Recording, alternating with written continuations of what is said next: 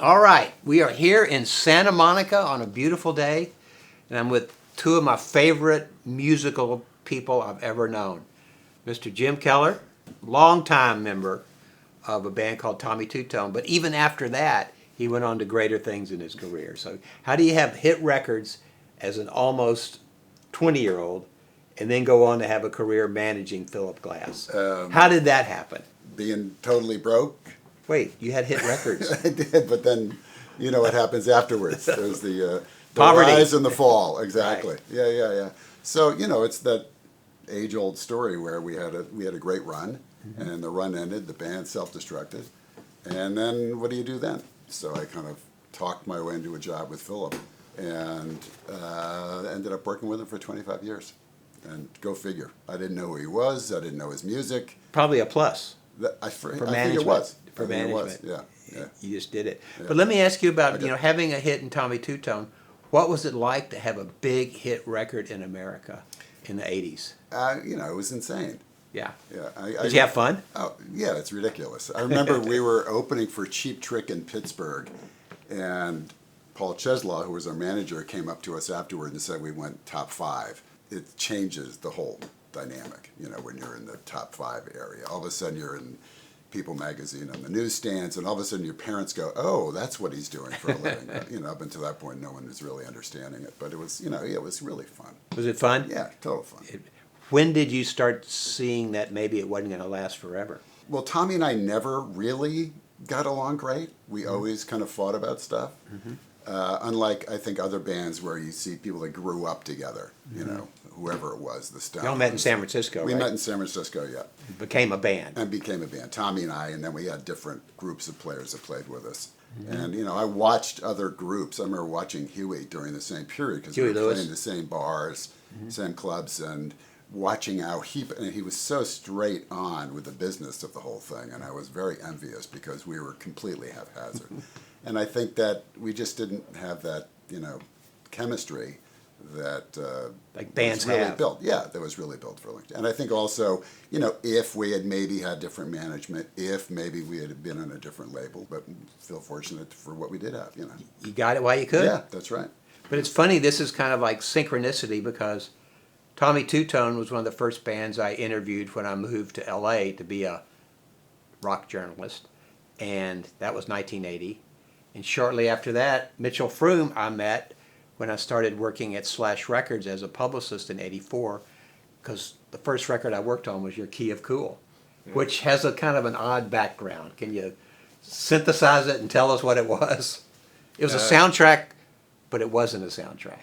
A friend of mine, a guy named Jerry Stahl, he co-wrote this art underground R-rated movie, post-nuclear Holocaust. It's called Cafe Flesh, and he asked me to do the music, and he said, "Okay, there might be some porn here, so just make the music go as disturbing as you can at this point."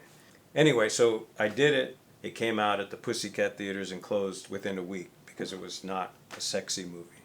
Then they started showing it at midnight. It's kind of a camp porn movie. Yeah, It's it's different. very camp. And so theater New called New Art, right? They started showing it, and it became somewhat of a hit. So I had the music, and I wanted to see if I could get it out as a soundtrack. I was just coming from nowhere, right? And a friend of mine said, "Bring it to Bob Biggs." Slash Records. Slash. And he saw the movie. He didn't like the movie, but he liked the music. So he said, "I'll put it out if we make it a solo record. So maybe add a few vocal things or whatever." So that's how it came out. So you did such a good job promoting that. Everybody knows about the record. Well, it's funny because when I got to Slash in '84, that was the first record I was given to promote. That's I thought I was crazy. joining a kind of a punk label and Yeah, that all was this not crazy punk stuff. music. But it was so cool because I remember when I called you on the phone, I go like, this guy Mitchell Froom, he's really intelligent. He wasn't like the punk acts I was working Right. with at the time. He was almost like a scientist. And I go like, this is going to be an interesting place to work. So having met you in San Francisco in '80 and then you in '84, when you called me up to do this, I go like, well, I have to. This was like this is where we started. This is kind of where all of us started. Well, that's really interesting that you were there For both. in the That's right. beginnings of what That's we right. did, you know. Yeah. And we were both just coming from nowhere. Like nobody knew who we were or nothing. But what's really interesting about you two, I'll call you artists, you kept your hand in it you in management for all those years and you producing everybody. How in the world did you stay in show business? God, going on 45 years almost. Let's start with you. How did you move into management? There's a reason I was able to do it with Philip. Being an artist, to go to the management side in the pop world was too close to it in a way. And I feel like I was lucky enough to be in a totally different world. Right. Where I had to learn about operas and, symphonic stuff and music theater and all that kind of thing. I was able to still be who I am in this other totally different world that I then learned. And, how many jobs are there working with Philip Glass? There's No. about 2, right? Do you think you would have stayed if you ended up in the rock world as management? I don't know. Yeah. I wouldn't want to. Right. Managing, I managed Rufus for a couple of years, and it didn't last because I didn't really want to do it. I think, Yeah. I think part of it is that's kind of what I wanted to be doing. We're a little sophisticated for the down and dirty rock and roll world. Maybe, I don't know. But, you really have to get down in that gutter Yeah, sometimes that's with true. the other That's one, man. you're absolutely right. Yeah. Bless your heart, Jim, because Yeah. with Philip Glass, you've had a great career, and you helped a serious artist stay at the top of his game. Yeah, well, all these years. he was Philip Glass when I started. Yeah. But, whatever, there was an opportunity. There was a place for him to be able to rise to that Right. other people weren't taking advantage of. So it was pretty intuitive to me. But, Hard work. Yeah. Any management's hard Yeah, work. yeah. Super hard. But, look, I just felt like I was lucky. I had a job. I had a job in the music business. Yeah. And you it got was to able live on the East sustain Coast. me. Well, get to live. I kind of miss California still. I don't know about that. Out here, we always look at New York like that's where it's happening. Yeah.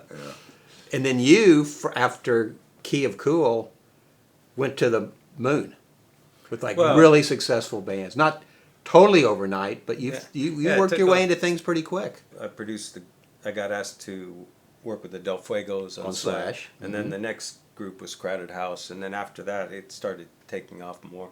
But I still was, in my early 30s. I wasn't like a 20-year-old wonderkin. Mostly I was fortunate in the time I was raised. Music was really exciting. Like I was born in 1953, so 1967 is probably the greatest year in Right. music ever.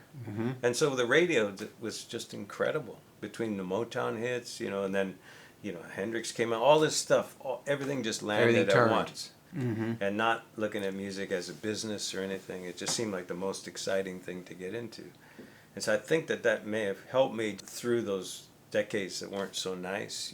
I got established in the 80s largely because the sound of music was changing, and all the great talented guys like Glenn Johns and stuff were seen as a little bit, that's too 70s. And so there was room for some new guy that didn't know what he was doing like me to get lucky. Well, here's my question to you, Mitchell, because I've watched your career since the start of my career and your career.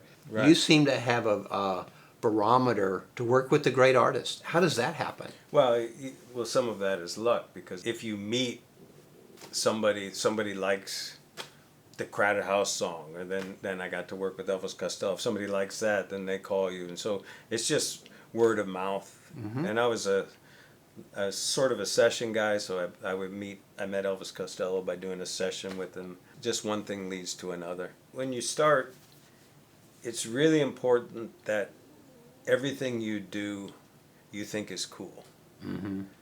It starts to define who you are, what your taste is, what your instincts are. But then later, I've worked on some records that wouldn't be records that I would listen to after I finished. Because I looked at the job as maybe you can learn something if you work outside of that zone of stuff you think is cool and see what you can contribute to it. Because that's the job, is like, can I be helpful to Make this? it better. And it's not about me. Nobody cares who you are. Like, can you make something better, maybe a little deeper, maybe a little more feeling, help out with the chords? Can you make the music better? At a certain point, I sort of let go of that, it has to be a reflection of my taste.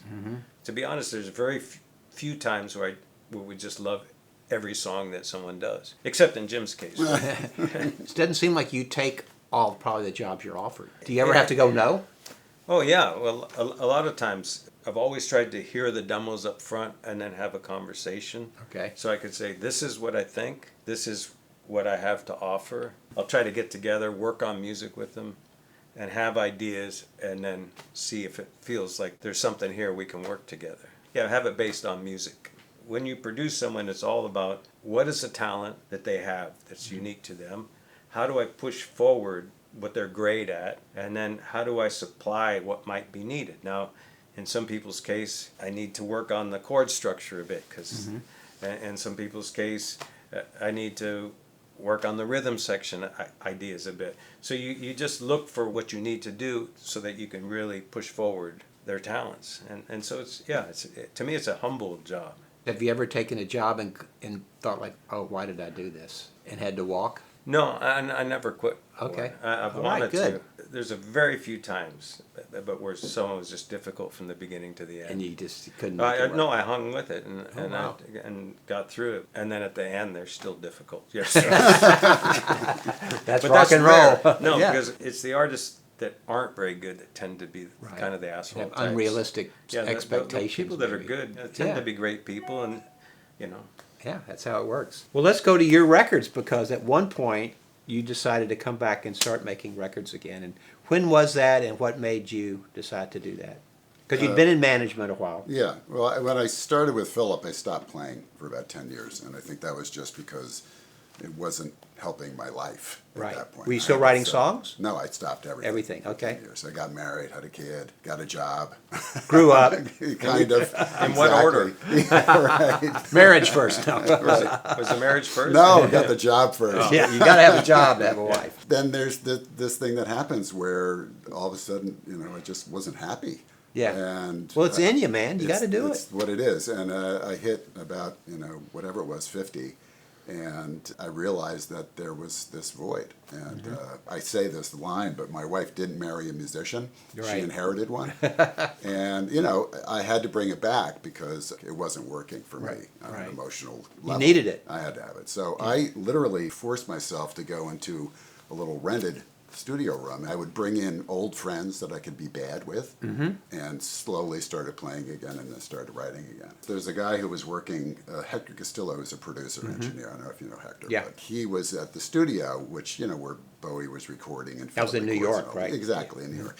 And he heard one of my little demos one time. I said, "What is that?" I said, "Well, I write songs," and so I started playing stuff for him, and then went in and started recording again. Along that route, I met Byron Isaacs, who's a great songwriter. He's with the Lumineers now, but Right. was with Levon for years.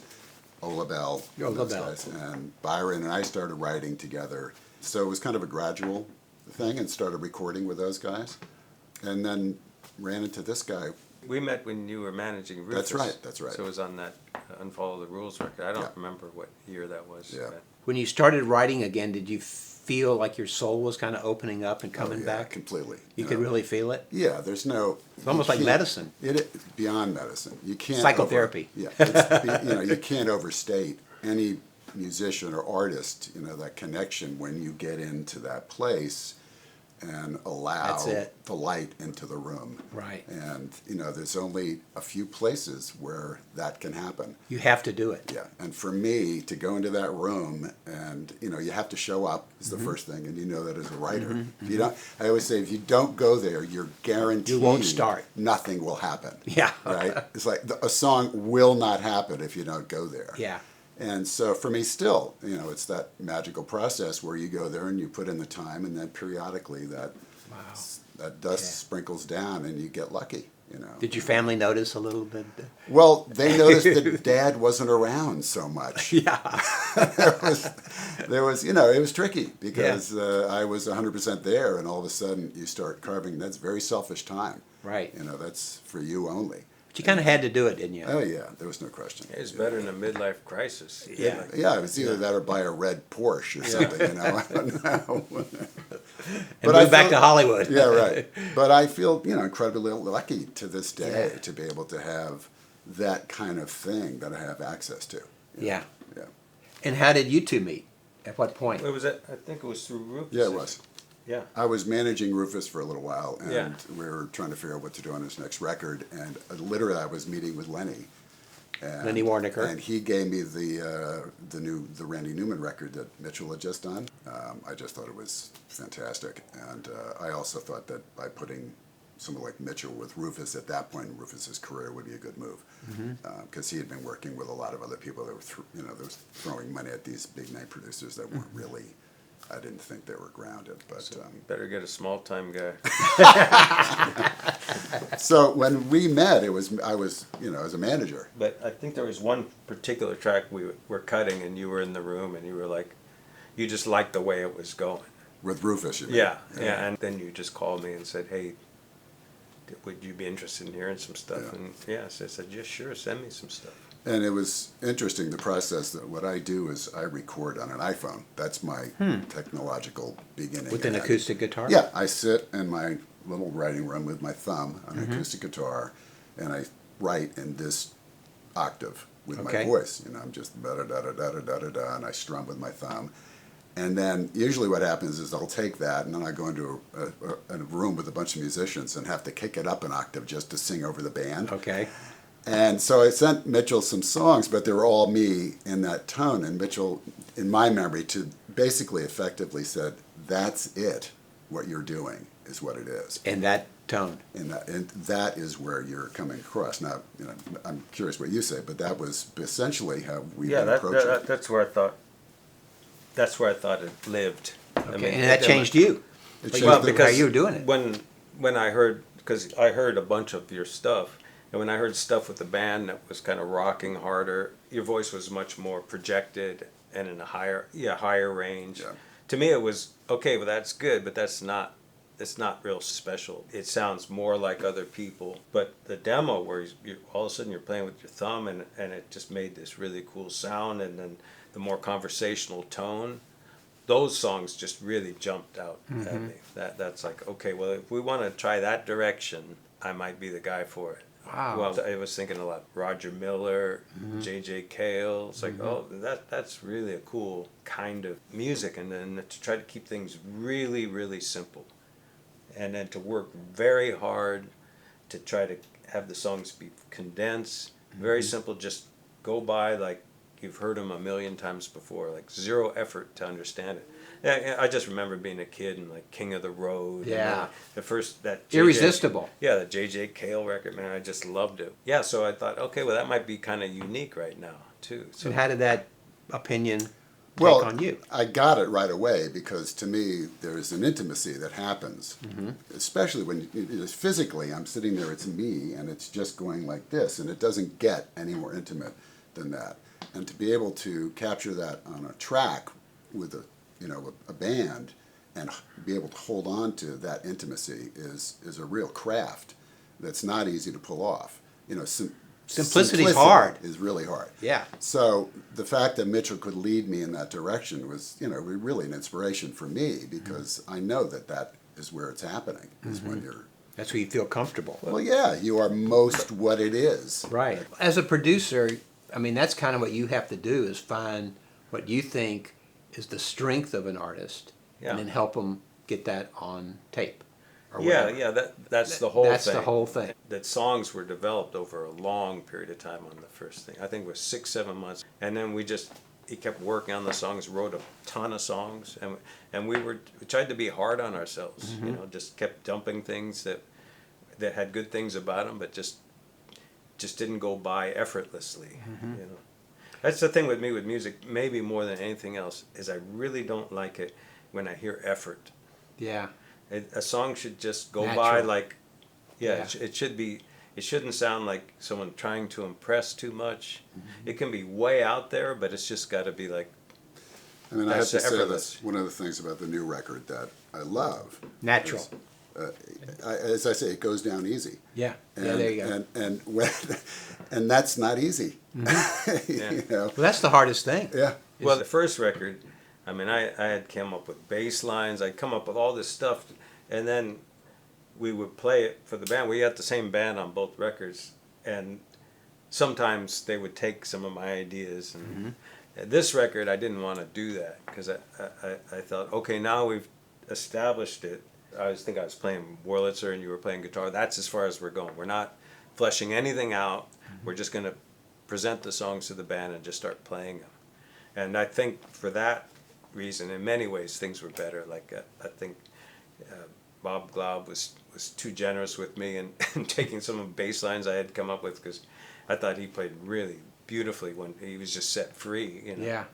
Forget about what I did, just Play you know. your But thing. he's like, no, I think that's pretty cool, you know. But if you don't give someone that, then they can just do what they would naturally do, and sometimes that can be a lot better. And you know, we have, you know, Bob and David Hidalgo and Michael Urbano, and yeah. these are people that know how to play. They can play their very instrument. and they can play very few notes. Yeah. And Yeah. make it really Yeah. rich. That's one of the things I love about this. And Mitchell's playing. You know, there are these little things that happen. It's not a lot of notes on that record, you know, and there's something really joyous about that. You know, Yeah. because it just, you know, works in its simplicity, which is it's Yeah. just great. It's difficult because you're so used to music being more full, so it's like an aesthetic, and a big part of it. Then, if you're going to be that simple and have that much air, is that the sound of everything. You have to be able to feel the sound. So we went to this place in Valentine, and worked on the board that I think Brian Wilson used to go there, because it was like a board. Is that in Los Angeles? In the valley. It's Okay. a place that was mothballed for like 30 years, and then they reopened it, and there's 2 rooms, and one room has one of those boards with like the sliding faders, and the speakers is like center, left, and right, and they left. It's all kind of original, but it's fixed. It's working well, and apparently Brian Wilson would go there because that was the board that he loved on the Beach Boy records. We recorded in that room. And it's a tiny little room, but the sound, and David Boucher, he's my favorite engineer. The tones of things were so beautiful that you were really hesitant to cover it up with anything. And listening to this, Daylight, the Yeah. name of the record, Yeah. it seemed to have this air to it where everything had a place and nobody was on top of anything. Yeah. It just, you listen to the record and you can hear everything, but not feel like you're being manipulated to hear anything. It's just there. And I don't know how you get that. Well, it's not over compressed, and it's very simple. The drummer, Michael, is playing really balanced but not loud, and we're in a small room together. Well, the secret ingredient is Jim's guitar. If you listen to the record, you don't just pick it out much. Yeah, you but, don't. But the drummer, Michael, said it's like a conga drum. So if you take it out, it sounds kind of like nothing. You put it in, and it's like Jim's music. But it doesn't dominate. It doesn't dominate, but it does its own thing. So by this second record, we'd sort of figured out how it goes. And this second record you made in a different studio. Yeah, the than first one we made here, Uh-huh. and then that one, the idea was, well, let's really go for a real different kind of tone and be in a room, and then just minimal number of instruments. Well, that's the beauty of this record. There's so much space that you hear everything because it's not all banging up against each other. Yeah, and it doesn't wear you out. It's not overly compressed. It's not overly bright. Yeah. We It's didn't not know- empty. No, it's full. It's full and beautiful, and it sounds like people would say, "Oh, that's analog tape," but it isn't analog tape. It's the board.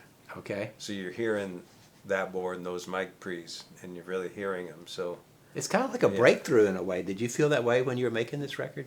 Did you feel like you were getting to a place you hadn't gotten to before? No, because I'm too close to it. Yeah. To get to it. It's but the only, one before was the one before was the one that I did feel that way. yeah, because it- set the table. we set that's right. Yeah. But with this, it's like when we're doing it, I know I'm having a good time, but it takes about a month before I go home and I go, wow, that's pretty good. Yeah. That worked okay. Yeah. But it was old school. I mean, we would do 2 or 3 tracks a day, vocals, everything. And the vocals are all live. I mean, that's Yeah. the thing is, for Yeah. me, I have to be able to see the drummer Uh-huh. when I'm tracking so that I know where one is. Otherwise, I can lose the groove. And so the vocal, to me, is always locked in with the rhythm track as it's going down. So that's really important for me to be able to cut live. But I think, honestly, at this stage of my life and our lives, it's like you want to work with people that you want to hang out with. Yeah. Yeah. The clock's ticking. It's You know? like at this point, none of us want to work with someone we want to hang out with. Right. You know. Yeah, that's very much thing now. Mitchell has a long relationship with David Hidalgo, and I've worked with David a bunch on other records before Mitchell. Bob, I've known since the 80s. You know, so, you know, you're in a room with, you know. They come in, they've been vetted. Yeah, and in a way. everybody, you know, You know. people don't have to finish the sentence. Right. You know, the dialogue is all clicking away. you Right. know, and it's a lot of fun because when it works, it's easy. Well, as you're making this record, and you know, I think from my listening to it, you can just tell it's like this is really working. This is a sound that you can't get off a page.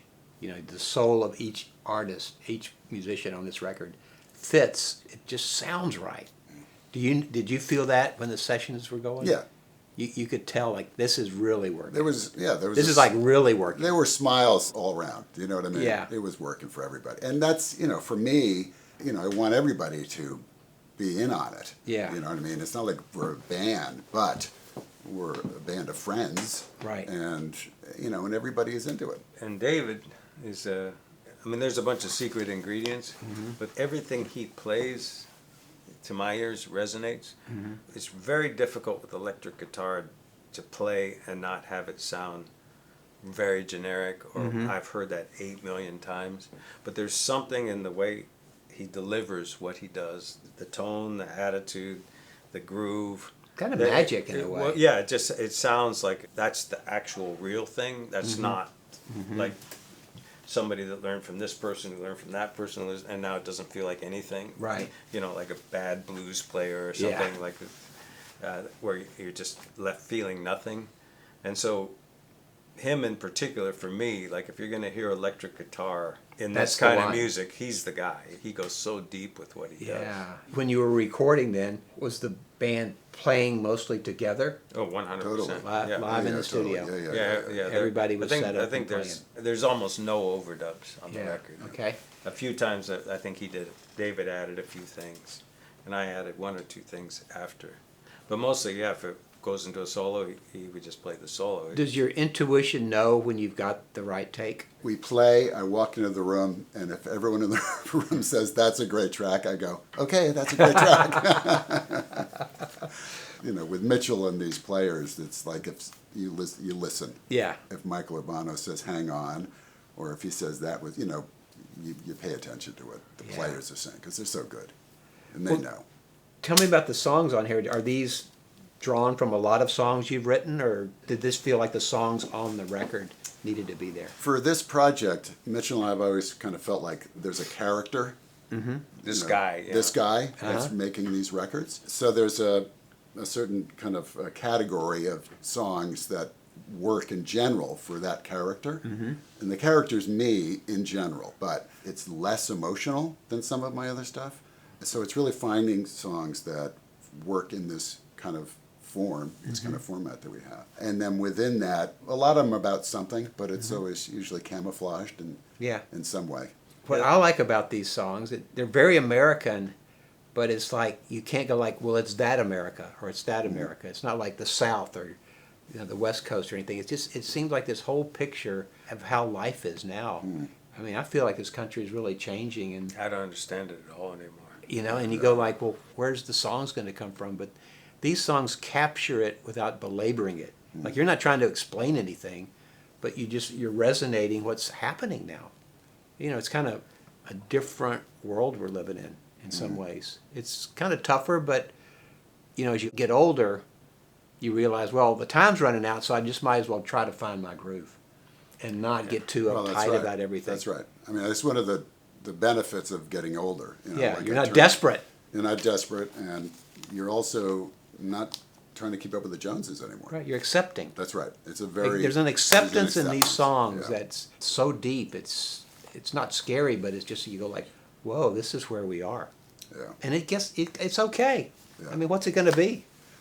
We can't go crazy now and go like, we got to change everything right away. Yeah. Yeah. We're kind of here. The horses left the barn. I'm telling you, man. You got to have like, it's beyond blind faith. It's like blind deaf faith that you know things are going to be okay. I mean, to me, it's just you can either just read the news and understand Yeah. where the country is or the world is, and just get really Right. depressed. Right. Or if you're lucky enough to be in the arts, Creating. yeah, being part of some creation, it not only makes you feel better, at least that's a worthy thing to do. Right. I'm either going to be Mother Teresa or I'm going to at least try to Make it real. put something that has a positive thing about it. Yeah. Even if you're talking about a dark subject, if it's based on a positive approach to life. And then, how much time we got? Like, Right. maybe we deserve that. We deserve the ability to do that. It feels like there's a realistic optimism in these songs without trying to bury your head in the sand about everything. After I listened to it, I just thought I feel better. And I'm not sure why, because it's not like, oh, it's great. Yeah. But there's just if we've gotten this far, let's just keep going. Where does it come from for you? Oh, I think probably I'm an optimistic person. Yeah. I think You've got a basically- family. I've got a So family. you can't just go, fuck it. Right. And I'm basically a happy person. You always were. You too, but you try to hide it. No, I had a very dark sense of humor for a long time. I kind of It's better now. No, I kind of let go of that. Yeah. The thing that's the trick for me is that, not the trick, but as a songwriter, and I have to say, Byron Isaacs works with me. I use him as much as I can, even if just as an editor come in, Yeah. co-writing, but is, to be able to paint a picture or tell a story in as few words as possible. But part of that is if there's a dark side, but to balance that with something else. It's like a craft that I love playing with and trying to get to. It sounds upbeat, but what's actually happening is reality. Something else. But that's a great marriage of things. Well, I love that. I love Yeah. playing It's with a that. blues formula, right? That's right, man. You sing about Go down to feel better. That's right. What did Lou Reed say? Down for you is up. I think this record, you guys have broken through into something, I don't even want to say cosmic, but there's just a permanence to it.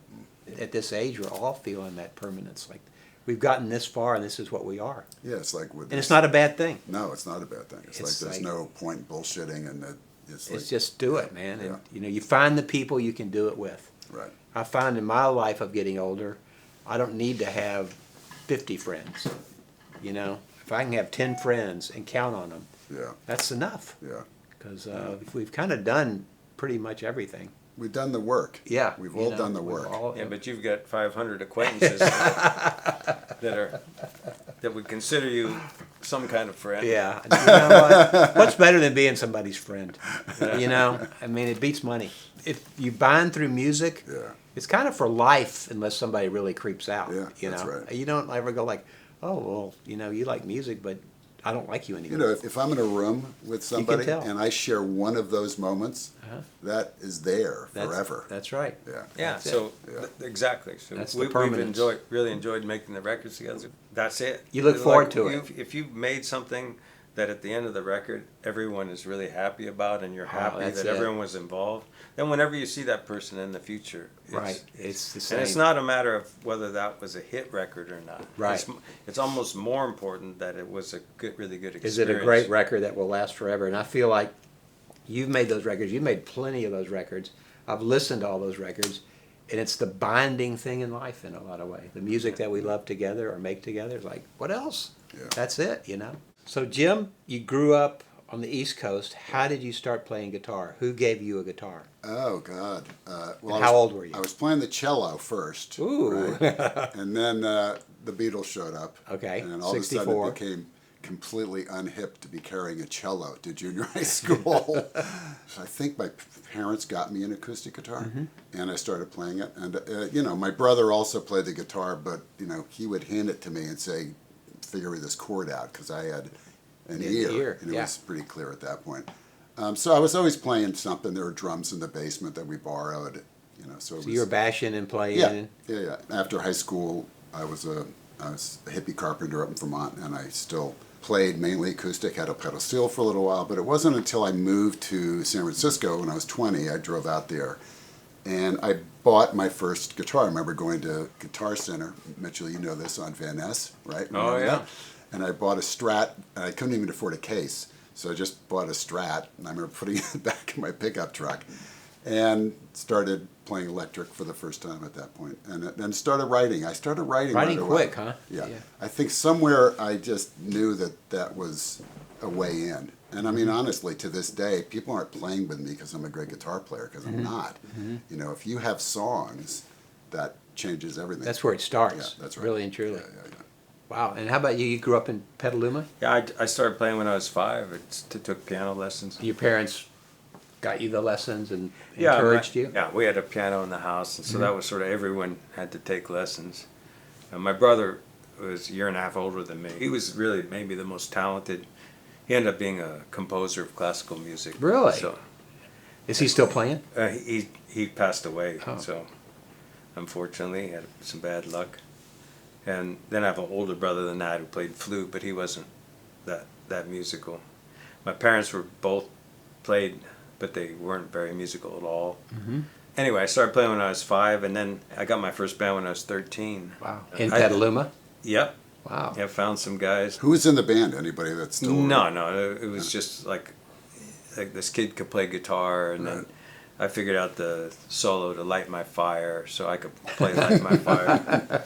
And then, in fact, I probably went to that same place, the Guitar Center, and got a little ream organ, which is like a Farfisa style, and an amp there, and just You're in it. Yeah. Wow. And that's sort of what I wanted to do. Okay, Bill. I Drums? wanna know about you. Come on. Let's see. I saw Roy Head in the Traits when I was 6. I said, I want to be the drummer because it looked like you could do it without learning. You didn't have to learn chords. All the notes. And, You just start beating them, and I started taking drum lessons. My problem was I wasn't very good, but I had the soul to do it. So, but I did have one funny experience once when I was about 12. I used to go see Lightning Hopkins, and Lightning Hopkins was kind of famous. I didn't know it then about like being tough on his drummer, and he fired his drummer. He just said in the crowd, he says, "Is there any drummers here?" And I, was 12, and I was stuck up my hand. And No way. got up on the drums because I just thought it was a dump place. So what am I going to lose? Started playing. Lightning Hopkins did not have normal chord changes. Everything changed, the rhythms and everything. And I lasted about half the song, and he said, "Stop!"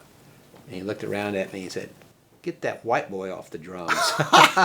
So I was fired from my first drum engagement. So I'm going I'm probably not like a very good drummer. Oh, but my anyway, God. once I got into it in Austin, But was your time good? it was okay. It was Yeah, good because that's enough. the thing. If you Yeah, got I a good mean, time, you don't have to have all the Yeah, flash. all I had to do was hit the snare drum. I mean, that was really the thing. The cymbals were always like a bad thing for me to try to hit. So I, got to be the king of the Bo Diddley beat in Austin, Texas. But, I realized that I wasn't going anywhere as a drummer, so that's when I started writing about music. But what's more fun than playing, though? Nothing. Back when you're young, especially. Yeah. You're on the bandstand and people are looking at you, pointing at you, and smiling. You're like, that's it, man. I was not a sports guy at all. Were you sports? Yeah. Were you sports? Yeah, I tried, but Yeah. music, I was better at music. That so. was it, man. When did you know, though, in your life when you were going to really go for it? Well, for me, it wasn't until I moved to San Francisco. And you went there to kind of do that, right? Well, I just went west. Uh-huh. I There you just go. was on an adventure in life, and I didn't know anybody there, literally. Mm-hmm. When I started playing the electric guitar, and then I would meet people and sit in at clubs and that kind of thing, it was kind of at that point, but not till then, really, that I realized that this is something I really want to do, because I was still swinging a hammer for a living. Yeah. And then when I met Tommy Heath, and he talked me into playing with him, that was the first band I'd ever been in. And y'all were starting that band. Well, he was already playing gigs. Right. Under that name of Tommy Tutone. Okay. And then we partnered up. But it was right about that time when I realized, if I'm going to do this, I'm going to do this now. And it was also, like I was saying, it was like, to me, the songwriting, because he heard me singing my songs at these jam sessions, and he could see, he had been around long enough, and he had experience where he could see the value in what I had, which I couldn't see at that point.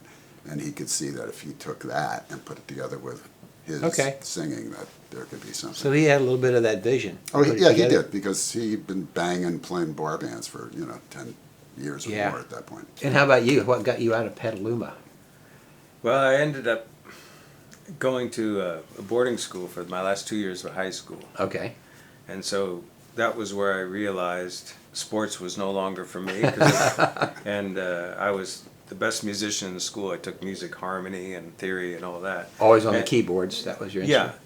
Yeah. I studied pipe organ there and picked up the little bass. And when I got out of high school, I was in a band with my brother back in Petaluma, and we wanted to keep it going, but we still were going to college at UC Berkeley. So I managed for 1 year to go to UC Berkeley, get another year of music harmony in, Mm-hmm.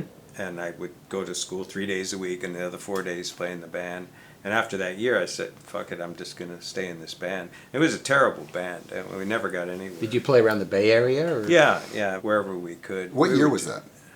72, 73, Right. you know. And we eventually split up. My brother went back and got his music degree, but I just wanted to see if I could make it in popular music, so I just struggled. Mm-hmm. You know, and eventually got jobs with a few Bay Area artists, and then eventually moved to LA, and it took me a long time. How'd you break into the LA scene? Did you play in bands or did you try Well, to start recording stuff? I had worked with a Bay Area artist named David LaFlame, who was, Oh, yeah. he was in that band. It's a Beautiful Day. So that was my first tour. I went on tour with him, and then we made a recording at Sound City in Mm-hmm. LA, and I met the guy who was engineer there. And so I just decided at some point, I was in the Bay Area, and I was like, okay, if I stay here, I love the Bay Area. Mm-hmm. The best I could hope for is maybe getting in Eddie Money's band or something. There was Yep. just no opportunity. Yeah. And that was not likely either, because I wasn't a singer. So I just moved to LA, and then first year I worked 1 day, and then eventually just What was your first big break, do you think? probably producing the Del Fuegos. Okay. I'd done some other things before then, and I started getting some synthesizers and playing on people's records. People liked me, so I started working a little bit, but yeah, just struggled a real long time. Really? Yeah. After the Fuegos, did it take off a little bit? Yeah. By then, I would do more. I'd do some sessions with T-Bone, and that's how I met Elvis Costello. Like he would call me up, because by then it was like the roots music scene was starting to happen, and it wasn't so much the synth duo stuff. So I could play organ. So Did you ever consider being in a band?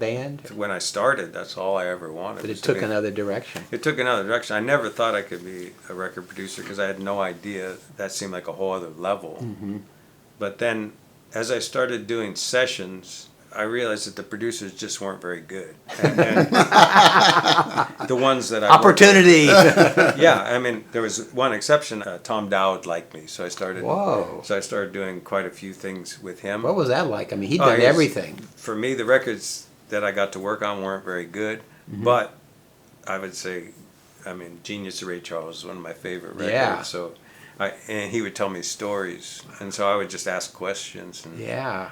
one Wasn't he of- in nuclear, or he had some kind of scientific? Yeah, that's right. He was Like yeah. an inventor or something. Yeah, Yeah. he's a brilliant guy, Yeah. and really wonderful guy. And one of my few regrets, let's just say, is that there was a few people available to me when I started producing that I could have sought out their mentorship, and he is one because he was such a nice guy. But I was just hell bent on going my own way, doing it my own way, like proving myself. And Lenny was the other. I could have gotten a lot from Lenny if I was just open to just asking them questions. Yeah. I remember Tom Dowd said, "Never make a record with Clive Davis." That was he said, "If he doesn't like what you're doing, he'll just take it away from you." Yeah.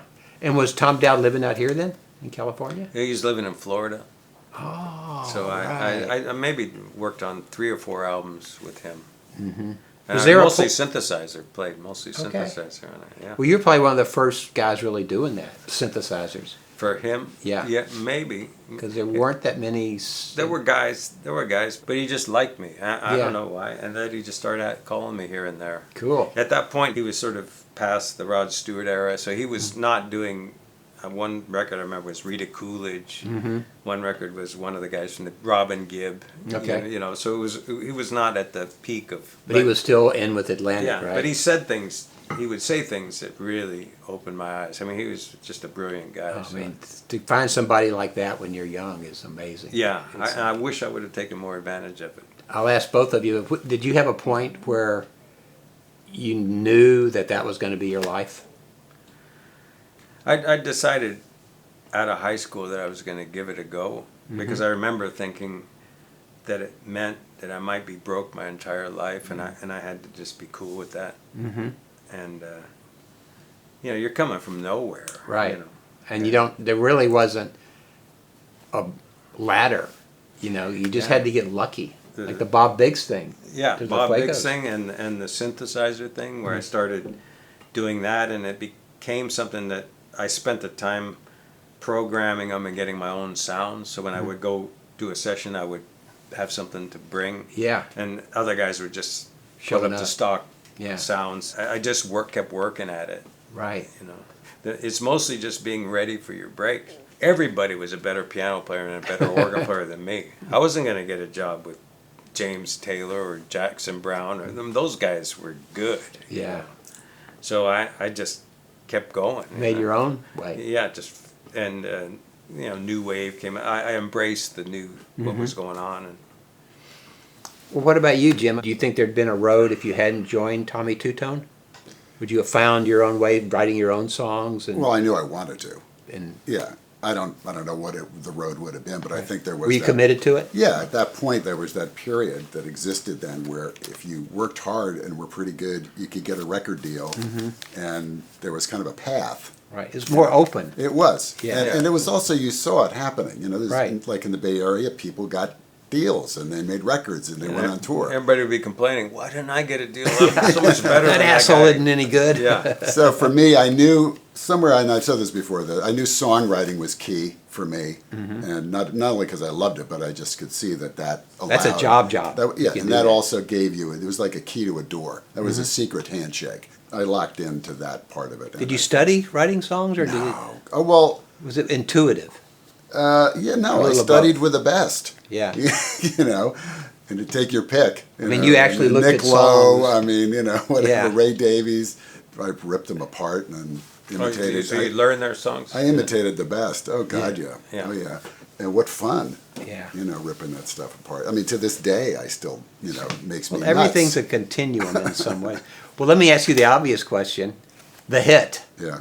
How did that come about? You wrote it with Alex. I wrote it with Alex, and I mean, you know, you just said you get lucky, and I think, I mean, you know, we had a top 40 single on the first record called Angels Say No. But if I think about, you know, how 867, you know, altered my career, you know, there's a huge piece of luck that goes into that. You and Alex sat down to write a song. Well, Alex and I were writing together, and he had this storage container. I remember Jack O'Hara had one too. You remember Eggs Over Easy? Yeah. So that's where we would get together and write. And pretty regularly, wrote a bunch of songs, and went out there one day, and Alex already had that going on, 867. And I went, what the fuck is that? You know, and we finished Did it catch your together. ear? Oh yeah, right away. I'm like, what is that? It's just so immediately fun to play. You know, and then we finished the song together, and I always think, what if I had not showed up that day? And Alex had finished it, and I don't think it would have been the same song, but it would have been still, you know, that great riff. And I got lucky, you know. Yeah. And I know it always takes a village, and in that case it did, because Alex's version of it was much less sarcastic and cynical than what I brought to the table with that. And then, you know, it brought into Tommy, who instantly started singing it, and it gave it the character that Tommy had with his voice. And when you recorded it, did you know that you had it? Well, I remember when I brought it into the band rehearsal and started jamming, you know, it's just, again, it's like, just like that. Everybody's into playing that song. And when we recorded it, no one knew it was going to be a hit, but it's, you know, track one, side one for a reason. Set up. You Yeah. know? It's like, let's not screw around. This Yeah. is like this. If anything's going to happen, it's going to be on this track. Yeah. And it didn't hit right away. It took a little while. Oh, really? Yeah. Yeah. Yeah. But how did it feel when it did hit? I mean, Well, you're- it's insane. I don't think either one of you guys have been in that seat, and I was No. fortunate enough to be there. But I remember when it really hit, we would play gigs, and we'd play it twice because Really? we had so much fun, and the audience was basically in on it with us. It was all like, wow, this is insane. So we'd like, you know, play it 2 times. Yeah, no, it was a riot. It was really, you know, it was insane, really fun. well, here's a question, probably not easy to answer, but how did it feel when it didn't happen again? Oh, you know, Were I you was- trying? Could you try to write something like? Oh, yeah, but I mean, I think already my relationship with Tommy and our band was already on the path down.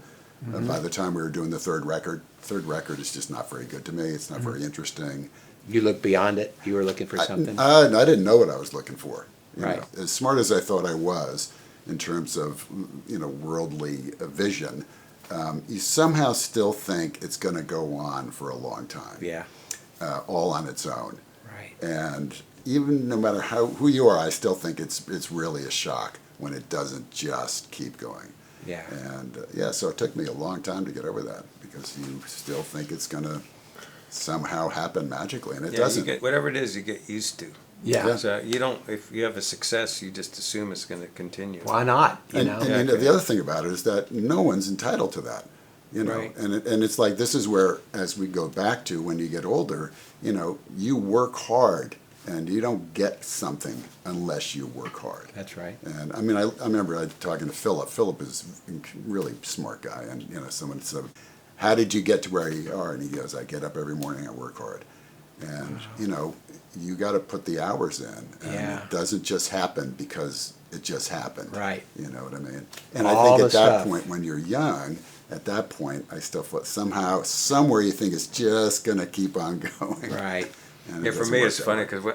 because for years, like when records were selling a lot in the '90s, I don't want to say who it was, but I met a number of different artists, and they were coming off a huge hit, and they were making their next record, and they were like, "Oh no, here it comes again!" Like all this press, all this stuff, like Complaining. and I'm just thinking like, if you're lucky. Right. If Right. you're lucky, because what you're not prepared for is that nobody will care. That's right. And- Popular and- music is an illusion in yeah, some ways. No, but these people were so confident that it was going to happen again because they had the management, the label, and sure enough, in every situation, that person just Yeah. fell off the map. You know, and so they were worried about the wrong thing. Yeah, I mean, fortunately, no one's entitled to that. Right. You know, Yeah. because it's the work. Even if that stuff doesn't become hugely successful, the work in itself has got to be the payoff for that stuff, or else you're losing. Well, in the studio when you're making records, Mitchell, do you ever like record a song and finish it and go like, "This is gonna hit," or is it always like, "Maybe this will hit"? Probably Don't dream this not. over. Did you know? No, because no one really picked it out Really? as a hit. I thought the one that might have had a better chance was that one "Something So Strong," which became a hit. Was that on after. the first record? Too? Yeah, but the other ones, there's been a number of songs that I thought had a good chance of being a hit that weren't. That just had that juice, and for whatever reason they just weren't. Yeah. And then there's some that just sort of rose up unexpectedly, and yeah, I think most of the songs I had that were hit songs, nobody picked them out, Really? and they just sort of happened. Wow. Wasn't it? I don't know if I'm making this up, but I feel like didn't Clive have this thing where if you were applying for a job, he'd have you come up with 5 songs that you think should have been hits. Did you ever hear that? No, that's an interesting. And I always thought, well, what a great little Yeah, test that would yeah. be. In his case, his whole thing wasn't fair because he had all these things that he would say, "Oh, that's not a hit. This is, all that." But as soon as he designated one as a hit, then he would put his whole machine behind it. Yeah. Right. Maybe he had good ears, but if he picked out something and it had no machine behind it, it wouldn't have been a hit. Yeah. But promotion is, I'm sure that's at least 50, Oh. 60% of the equation. In the old days, there was regional hits Right. where right. somebody would just like something put on the radio. you had people DJs would like that it, could do it. and then it would Would get spread. bigger and bigger. But those days ended. So Right. so just based on the music alone, there's no gauge. Well, I remember my years at Warner Brothers. I mean, we'd have our weekly meetings, and a lot of the times the radio promotion people would say, "This is the one. This is the one we're going to go after." The 3 or 4 other possibilities that we were talking about were always put on the back shelf Yeah. because a record label normally, if you go into a radio station, you don't get 2 plays. Yeah. You got what's your priority, and you pick it. Yeah. And it always just seemed so fair. I remember one record company president of one of the labels, I asked him about a band. He goes like, "Well, I just signed that band so Columbia couldn't get them." and I buried them, so the band I believe in will have the hit. And I go my like, God. that's about the most cynical thing, because just you know the mean. people in the band are like, Yeah. they think they've got a shot, and then you know their record never had a chance. I And, just go and like, once in a while, you get a rare story. Like I've had a couple, but where the business goes against the artist, but Yeah. the artist prevails. Like sometimes, that happened to Bonnie Raitt at Capitol. yeah, When they signed her, essentially the radio department tried to bury her music in favor of something else. wow, And it didn't work. wow, And she prevailed. because it was so good. Well, just no record people was liked so it. good. So, Yeah. so they eventually had to come around, and then of course they became her. Who produced that record? Don Was did the first Really? one of those. Wow. Yeah. It just And when she left Warner Brothers, she wasn't selling anything. yeah, and she I remember was seeing her- angry at Warner Brothers. I mean, everybody is mad at their record Oh, company, yeah. even though no, They love you till they hate And, you. and Yeah. now we want a record label to be mad at. Yeah, Yeah, but once in a while you can prevail. I was told that, you know, on a few songs that that will never be a hit because of this problem, and then we didn't change it, and then it became a hit. Right. Once in a while you get some kind of redemption thing, but mostly not. What was the biggest hit that you produced? The biggest hit, Yeah. probably La Bamba. Holy now that's shit. wild. See, it was the movie that started it, right? I was brought in to do the song as a single, and it wasn't even in the movie. Seriously? Really? Yeah. No, they And the name of the movie is La Bamba, right? Yeah, but the song was in the movie, but my version wasn't. Okay. So I was brought in to cut a single version of the song, and it was not taken seriously. I mean, I did it in one day. The band wasn't into it. David Hidalgo had a cold, and he sang it anyway, and so we overdubbed and mixed it, and I didn't think it had a chance, but because it was so international and it was number one. I think it was even number one on some country charts. So that probably was the biggest one, and it never got me one job. Really? Yeah, because it wasn't that. I mean, It's the kind of ending was invisible cool. in a way. It was the ending was cool, but it wasn't. It wasn't some great. And it was a record. cover. Yeah, it was a cover, and nobody was like, "Oh, wow, who produced that?" People liked the ending where it went into the acoustic thing, Right. and then that was only done because the song was so short. We were like, "Oh, wow, that's like 2:15 or something. We got to make it longer." So I had the idea of, okay, why don't we do an acoustic version? Like we end it and then go into an acoustic version. But I thought they were just going to play it in the same way that the song was played, just be strumming it on guitars. But David thought I meant do it in a traditional way with a whole different beat and so he started doing that. And I Yeah. was like, okay, well that's really cool. Yeah. That's the best part of the song. If somebody, this is impossible, asked you to pick out a song that you produced, who's Mitchell Froom? What would Yeah, you pick? I would- You couldn't do that. Okay, we won't make you. You tried. do it. We tried. That's the one that like. No, because that's like asking like, Who's your favorite kid? well, but Worse, because I think. Yeah. it puts two because it's not me. Right. It was like I was in the behind the scenes, and Right. you know, I've had incredible moments where you see things, yeah, and you remember them. Yeah. Like a lot with Los Lobos, and you know, I work with Paul McCartney. So there was one time when he was playing the bass. There's just moments where you're just like That's it. wow, that's Yeah. really something. But I don't think of it like that, like Yeah. favorites. I don't go back and listen to any of it. So When you're in the studio with the musician producing, can you kind of tell like who has the real greats inside of them? Kind of like when they're playing or when they're writing songs, can you just go like, that's an all timer? you're just real happy because when you know, I work with Randy Newman. He's a good friend of mine. But Yeah. there's moments where he does something and you're just so happy about it because Yeah. it's so good. And in his case, he's not a singer, but every time he sings, it's real. He's emotionally connected to every single syllable he sings. Wow. And so it's stuff like that Yeah. where you're just going like, wow, that's really something. You know, Randy Newman goes back, people remember him from the 70s. So, you know, they have a deeper feeling Right. for him. Right. But that was my reaction to Jim. I don't put one person above the other. It's like Yeah. when we're working on it, I'm going like, yeah, this could be somebody's favorite album. Yeah. You know, that's what you want. Well, when you changed to management, how hard was that not to play live music? It always sounds a little more dramatic because it was dramatic, but I had to stop playing because I wasn't making a living doing it. Yeah. Totally broke. I couldn't get any gigs. You know, I was. Were you trying to do solo? Yeah, and I had Yeah. bands together, and we Uh-huh. had Alan Pepper at the Bottom Line liked me, so I would get shots doing opening gigs there and the bitter end and stuff like that. But I wasn't making a dime. Yeah. So when I got the job with Philip, which I totally bullshitted my way into, Was he looking for a manager? he not a man. I didn't start out as a manager. Okay. No, because I started out running his publishing, and then eventually I ended up as manager. But at that point, it was like I just needed to have a life, and so I really stopped because I had to focus on trying to figure out how to learn this business. And I literally spent evenings and weekends going through his file cabinets trying to teach myself because there was no one there. Right. I didn't work for anybody. I worked for Philip. There was no boss, kind of. There were other people. Management was somewhere else. So I really had to kind of devote myself to trying to do that. You zeroed in on it, didn't you? Yeah, it was a lot of hard work. How did you not get depressed about it? Well, Did you ever get scared? Like, what am I doing? Well, yeah. Yeah. Isn't that part of like life? Yeah.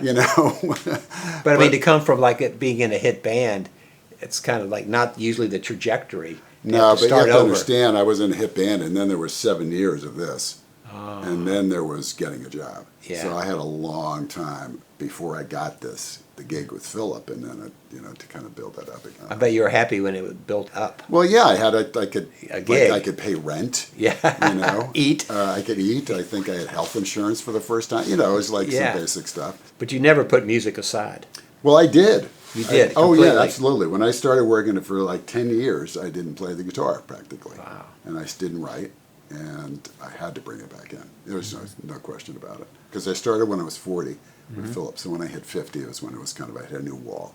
Okay. And that's when I had to start playing again. But with Daylight, I mean, just to me as a listener, there could be a life for this album. I mean, it might get like heard. Jim started getting more popular overseas, and he's got pockets of places. And that's what I figure is going to happen. Just like it just keeps opening up. Well, to even talk about that is, I can't even picture Yeah. that. Right. Do you know what I mean? Because But then you went over to yeah, I've gone over a couple of times to Europe because there's an audience over there. It's like kind of shocking. It's like, where are these people? What are they doing here? Which number album is this? Sixth. 6, okay.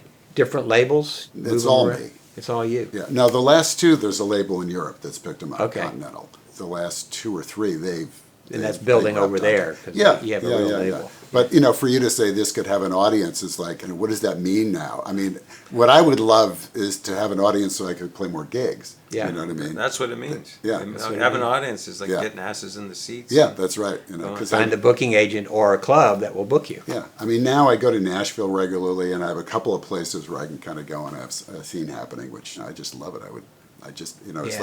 It's Yeah. like, what's the definition of loitering? It's hanging out with the intent to hang out some more. Yeah. So it's like, what am I doing?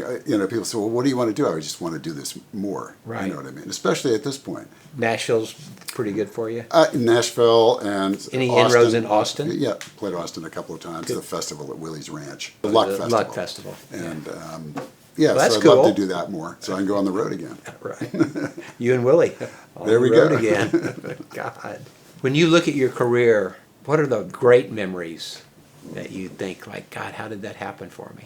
The first thought that came to my mind was playing roadhouses in Northern California before we were signed. Really? Yeah, because Well, there's probably wild show. I Yeah, mean, like really completely. just audiences. yeah, it was that crazy combination of hippies, rednecks, cowboys, locals, all in the same bar Right. and On the same playing vibe. for 4 hours and Yeah. sweat boxes. If people didn't dance, you weren't doing your job. Right. You're also young. Yeah. And the people love you. Well, everyone loves everybody. Yeah.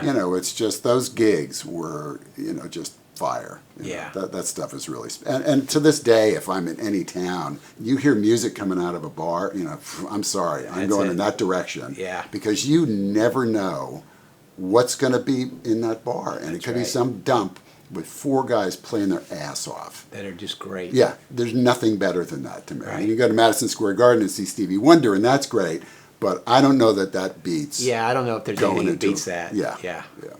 The little clubs. When I lived in Austin, there was like 10 clubs that maybe held 100 people, and you go one night and see Stevie Vaughan, and then you go see the Thunderbirds, and you go see Billy Joe Shaver, and Townes Van Zandt just these tiny little clubs. Yeah. And we used to have a phrase in Austin, everybody's on the guest list. So you didn't have to pay. Yeah, It was yeah, just yeah. all like 5 clubs a night, Yeah. over and over. But that's instantly what goes to my head when Yeah. you ask that question. Yeah. To And me, that's the level you have the best contact with the artist. Yeah. You're just right there. And actually, what I do now is essentially the same thing. Right. The clubs I'm playing now, it's half the people in the audience are musicians, Right. and I have people sit in. And you so know 'em. there's- Yeah, and so there's still that sense of chaos. Right.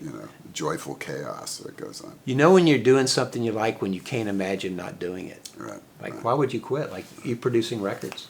Yeah, I don't. What are you going to do? I joined a band. Yeah, you joined the band. Right now, I'm playing in that band, Crowded House. Now. Oh, are you? Yeah, Okay. I'm a He's in the member. band. He's in the band. Wow. And so I joined because the band plays really well, and they play in their own way. Mm-hmm. It will make a unique sound. The music is good, and I just enjoyed the playing. We just made another record. I don't produce it, but I'm enjoying that more now. I'm just mostly producing like friends, like someone like Jim, or a couple things here and there. What do you listen for if somebody asks you to produce it? What does it take for you to say yes? If it engages my imagination in a way where I feel I have something to offer it and I like it, then I would do it. I'm just doing less of it now. The drama side of things is the thing I'm least interested in. Right. You have to be kind of a psychologist to be a record producer if you're going to keep people together and help solve Yeah. the issues in the room and all that. And I'm less interested in that. The only thing that might be better about now, in my opinion, is that there was a period of time where a lot of very good bands would be signed, and by the time that record came out, it was so different. Right. They failed, and then they were done. They're done. Yeah. That's a big thing. If you're making a record with someone, this has a very small chance of succeeding. Mm-hmm. So you have to make sure that it's what you like, Right. because then if other people like it, they like you. Right. If you try to bend yourself into what someone's telling you to be, it will probably fail because it will just be a second-rate thing. Right. And you'll be finished. You'll have no credibility. You'll just be like this person that just bends in the wind. So you got to go out being yourself. There's a lot of bands that got kind of destroyed, Totally. and their demos were great, and And that's a heartbreaker. Yeah.